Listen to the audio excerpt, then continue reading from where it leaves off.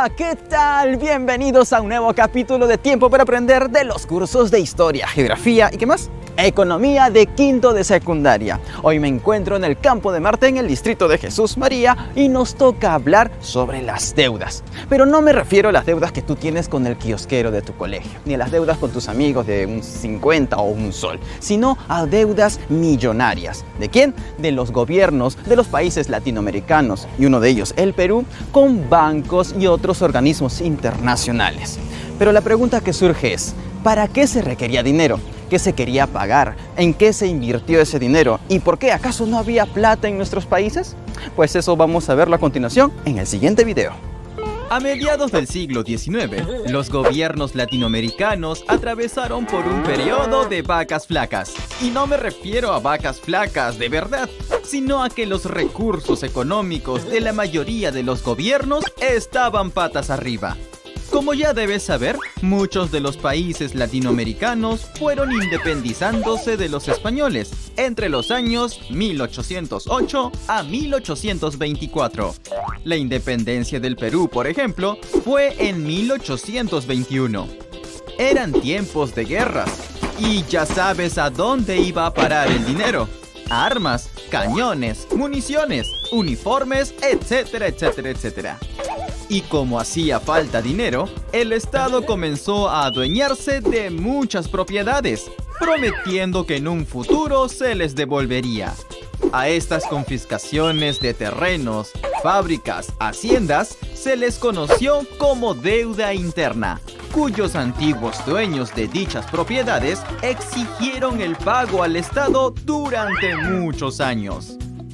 Durante el gobierno del presidente peruano José Rufino Echenique, se creó la consolidación de vales, que consistió en devolver a las personas lo que se les debía, pero claro, con dinero del Estado. Pero los gobiernos latinoamericanos requerían más dinero para financiar las guerras, así que los países latinoamericanos se prestaron dinero de las potencias europeas, especialmente de Inglaterra. Luego, pasando aquella etapa de independizaciones, allá por la segunda mitad del siglo XIX, los países latinoamericanos empezaron a exportar productos y, por tanto, a obtener ganancias. Entonces, con esta seguridad, siguieron solicitando préstamos del extranjero para invertir en obras públicas y también para pagar los intereses de las deudas anteriores. Los préstamos que los países latinoamericanos recibían de Europa se paralizaron debido a la crisis mundial de 1873. La falta de préstamos generó recesión, reducción de los ingresos de los gobiernos, bancarrota y se dejó de pagar la deuda externa. 60 años después, en la década de los años 20, los países latinoamericanos empezaron a recibir préstamos de Estados Unidos, con el fin de pagar sus deudas con los prestamistas europeos e invertir en el desarrollo de la infraestructura urbana. Llegó un tiempo en que América Latina ya no pedía tantos préstamos a sus amigos de Europa. Y no porque el dinero les sobraba, no nada de eso, sino porque los países de América Latina habían conseguido a otro gran prestamista. ¿Quién fue? Pues Estados Unidos. Los países latinoamericanos acudieron a Estados Unidos con el fin de poder pagar todas sus deudas a los amigos prestamistas de Europa y de paso para poder invertir en la infraestructura de sus países. Pues bien, de esta forma, cuando en Latinoamérica se mencionaba deuda externa, todos querían huir, porque lo vinculaban con los centros financieros de Estados Unidos, especialmente con la Bolsa de Valores de Nueva York. Espera, no es lo que estás pensando. Al hablar de la Bolsa de Valores de Nueva York, nos referimos a un mercado donde los comerciantes, agentes y clientes se encuentran para vender y comprar acciones y bonos. En 1929, cuando la Bolsa de Valores de Nueva York entró en desesperación, o sea, en crisis, se le suspendieron los préstamos y la contracción de comercio exterior a América Latina. ¡Uy! ¿Y ahora quién los podrá ayudar? No todo estaba perdido, Henry, porque durante los primeros años de la República, los países latinoamericanos pagaban la deuda externa, utilizando la reserva del Tesoro Público. ¿Ah? Ok, Henry, cambia de cara. El Tesoro Público fue el recurso que tenía el Estado para poder financiar sus diferentes actividades. Lamentablemente, con esa reserva del Tesoro Público, pagaban solo una mínima parte de la deuda externa. En el año 1931, países de la región del sur como Perú, Bolivia, Chile, Brasil y también de Centroamérica como Cuba se declararon incapacitados para seguir pagando sus deudas, es decir, se quedaron sin reservas. Entonces, ¿qué pasó? Tenían que seguir invirtiendo en obras como hospitales, colegios y otras obras públicas. ¿Pero con qué dinero? Es entonces cuando en la década de 1970 surge la Banca Internacional, una gran organización que por entonces sí contaba con recursos para poder prestar. ¿Gracias a qué? A la gran explotación del petróleo. Ahora nadie perdía, y es que esos capitalistas fueron ofrecidos a crédito de largo plazo, con el fin de obtener mayores ganancias. Esta idea gustó, así que posteriormente países desarrollados y organismos internacionales empezaron a otorgar más y más créditos, como por ejemplo el Banco Mundial, el Fondo Monetario Internacional y el Banco Interamericano de Desarrollo. Los países de América Latina recibieron con mucho gusto los préstamos, pero con el tiempo se vieron en la incapacidad de poder devolverlos, debido a que la mayor parte de dinero solicitado no fue invertido en actividades productivas que generasen más dinero para pagar sus deudas. Y por si fuera poco, los precios de los productos que Latinoamérica exportaba bajaron terriblemente. Y lo que sí subió y nunca dejó de subir fueron los intereses de los créditos, que subían y subían y no paraban de subir.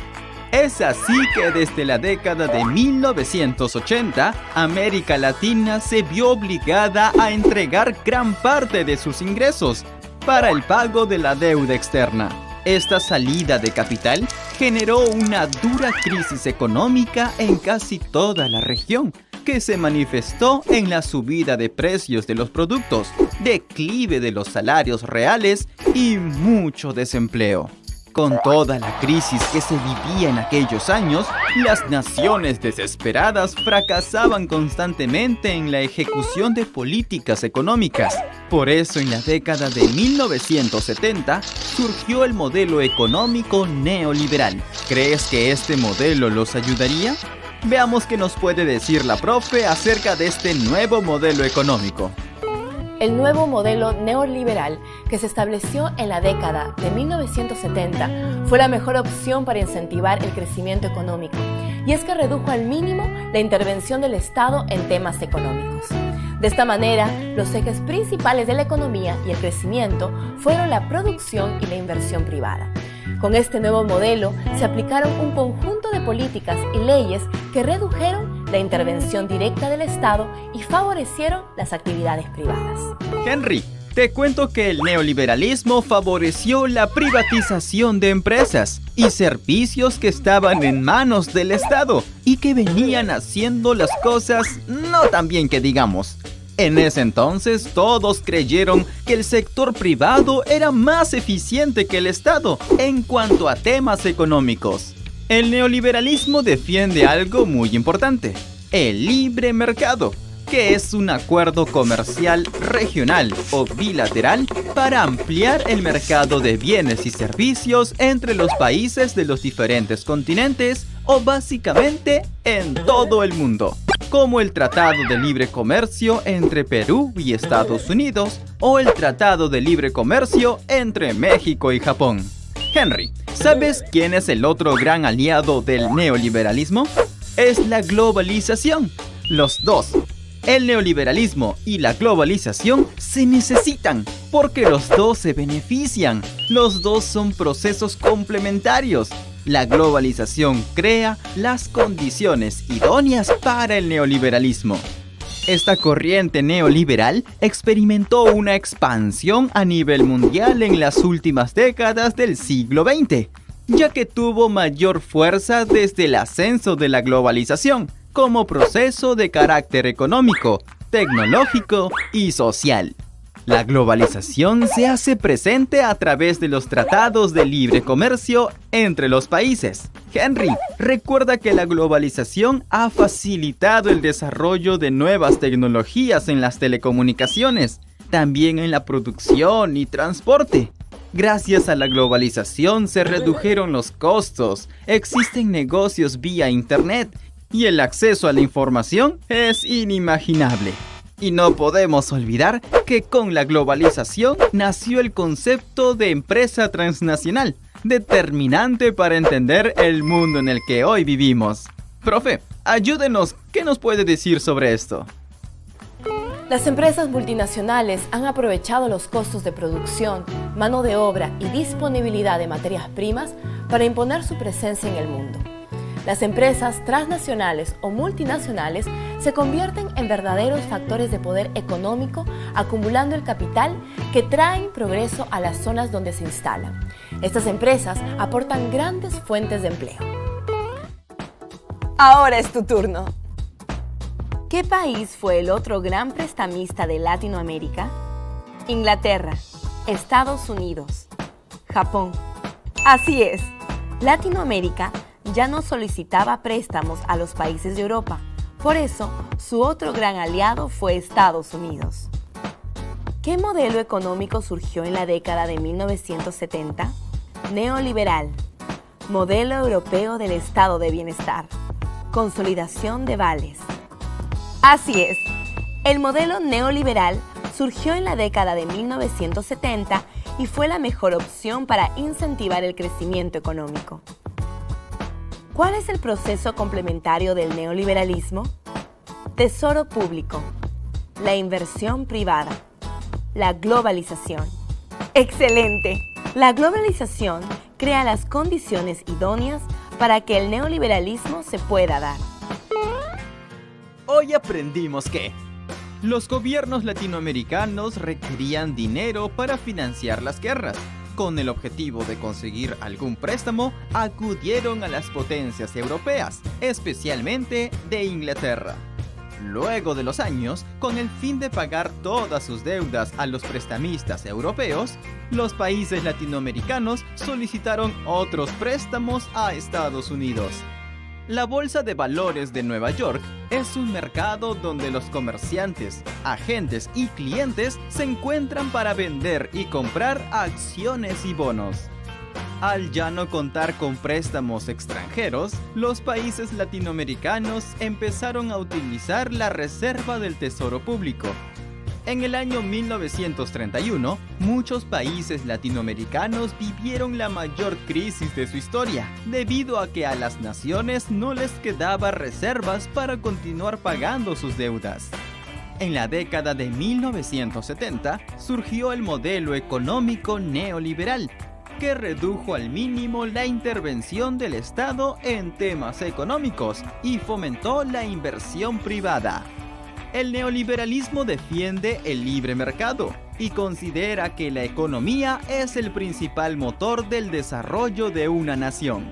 Neoliberalismo y la globalización son dos procesos complementarios.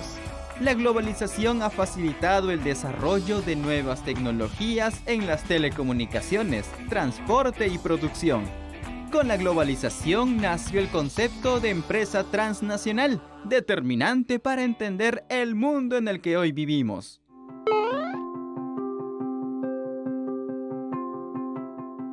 Hagamos una reflexión sobre la globalización. ¿Qué beneficios nos trae y qué cosas nos permite hacer nosotros también? Pues con la globalización y gracias a ella podemos adquirir y hacer un intercambio cultural, económico, político, social. Intercambiar, por ejemplo, opiniones con gente que se encuentra a miles de kilómetros de distancia. Adquirir productos como comprar algún polo, alguna prenda o cualquier cosa que se te ocurra. O también ver propuestas de otros lugares. Por otro lado, a los peruanos nos permite exportar nuestros productos, ya sabes, como la quinoa, el maíz, la papa y otros productos oriundos o también artesanales que generamos. Por eso podemos decir que la globalización, el estar interconectados unos con otros desde el Perú para el mundo, es lo más beneficioso que puede ocurrir. Y las comunicaciones y las vías de comunicación, los medios me refiero, nos permiten y facilitan este acceso. Así que no olvides, estudia más de la globalización. Y es más, en este momento ya lo estás practicando por tu smartphone, por el acceso a internet y muchas más. No lo olvides. ¿Sabías que el primer teléfono móvil pesaba casi 1 kilo? Este teléfono fue creado por el ingeniero estadounidense Martin Cooper, que trabajaba para la compañía Motorola. El nombre del primer celular fue Motorola Dynatac 8000X y fue el mismo Cooper quien realizó la primera llamada el 3 de abril de 1973. Espera un momento, este teléfono pesaba casi 1 kilo y costaba $4,000. Desde ese entonces, la evolución del teléfono no se ha detenido y gracias al acceso a internet, hoy nuestro teléfono móvil nos ofrece un sinnúmero de funciones. Ahora ya lo sabes. Recordemos que cuando hablamos de interdependencia económica mundial, pues hablamos de dinero y hablamos también de relaciones con otros países. En el caso del Perú, gracias al sistema neoliberalista, se pudo invertir bastante dinero gracias a empresas nacionales y también internacionales. Y con ello, a partir del siglo XX hasta la actualidad, se desarrolló la globalización, es decir, la interrelación económica, social y política y en más aspectos que nos permite estar unidos y conectados con el resto del mundo. Amigos, así terminamos este capítulo del día de hoy. Pero tu función aquí no acaba. Tienes que seguir buscando, investigando, preguntando para que así todo te quede bien clarito y en los exámenes, ya sabes, te saques un 20, por supuesto. Siguen en la programación de USMP TV y aprende con todo. Conmigo será hasta la próxima. Chao.